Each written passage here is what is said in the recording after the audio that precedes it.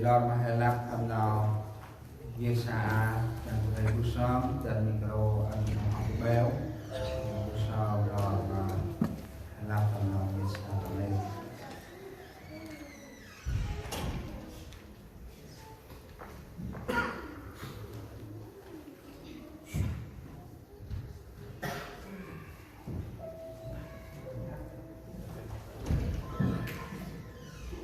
Samparan micro ke kanan.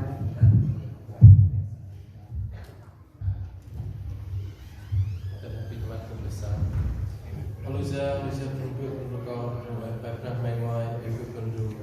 Tak tahu kalau masak mai ikut dah. Alhamdulillah dalam kecap mai kepong ikut pendu sing mai sak mai ikut pendu. Mai soal dalam kena taiten hati hakal tanam pakai hai pakai ikut pendu. Mang berannya bisa kepong mai ikut pendu jadi tiga menak mai wing ikut pendu lah. Senang apa jam bukan pai mai Yesus Kristus. Amin. Dan umrah panjang.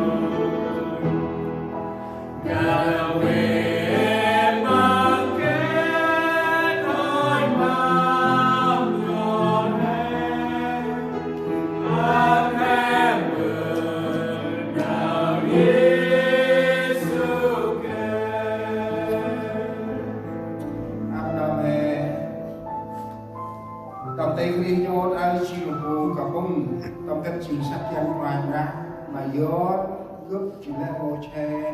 hoành ra hạt cơn nào đây chỉ có đâu hai cha mặc hoành ra chỉ để trao đâu sắc chân hay ta nằm ra luôn giờ mai sáng băng hay bằng trà ra chưa nào này cho anh em mặc cái bù sòn bữa ơi hiện sinh là ăn mà mai hôm nay dan jual cikon lagi spiritual na tua mo cikcur tiap tiap mo yang mikir nam enji dan aku dong na nào song rách tuần nào của đặt kè tuần đâu nào hết là si tầm cao và nhiều phồn phồn có mua đồng có phụ hoạt động ngắm riêng tầm làm đây chi à thì cả kiếp thì bước con mong phải ra tập nào được cầu văn và mình xa các ông nga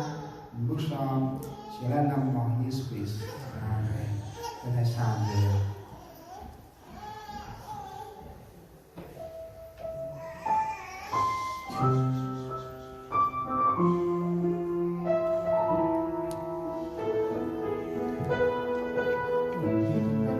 em ra trong quán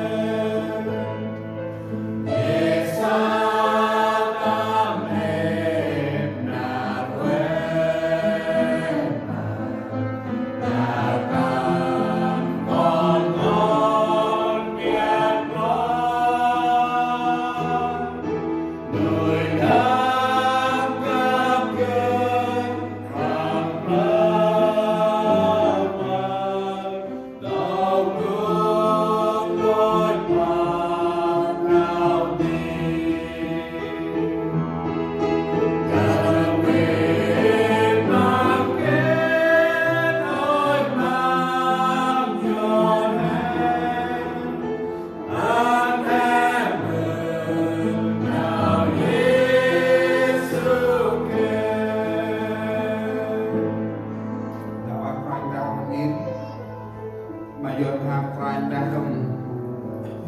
chú rau hết nào đây này một cái ham ấy thì chú rau nào tây trước chỉ là một phần cho ham prime speed ăn này bay chỉ cướp cái nào tóc là nằm cả đủ ăn làm hè bút son để quan cả đó tính năm nào ra là chi hãy cứ nào sắp cơn nào nhiệt xa tầm em ăn hè sắp cơn mà là lên tầm áp năm hè buôn năm hay học kết hè tha tây an chỉ ông nô bằng bàn được mà hè buôn năm học kết chi thì tầm áp năm hè con vô chỉ bút sao mà quan ra không thì từ đó tôi đến bút sao mà bàn nhiệt chào bạn bị mang đều lâu anh đang du ở đây hiện tại ô phai ra sắc thích là chỉ cả thích mà mai vào bằng ôm đủ và vào bên trong ham mai anh hình năm lơ tên cứ đang mong mồ cho nó đang một người mà ra vlog nó tiếp thêm nó bực chào phần sau phần này mày lên không trong vòng hàm Jesus Christ. Amen. Chân hàng nhiệt riêng.